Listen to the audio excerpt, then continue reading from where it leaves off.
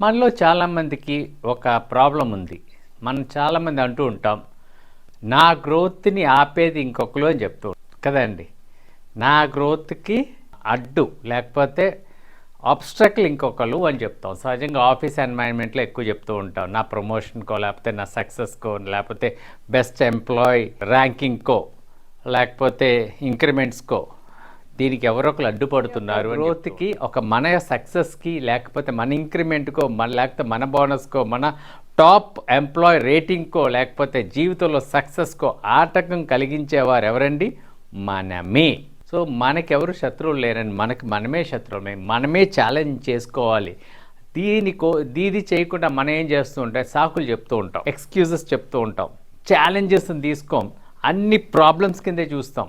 Problems అనకూడదండి, challenges అనాలి. ప్రతిదీ ఛాలెంజింగ్గా తీసుకున్నట్లయితే జీవితంలో సక్సెస్ సాధించగలం.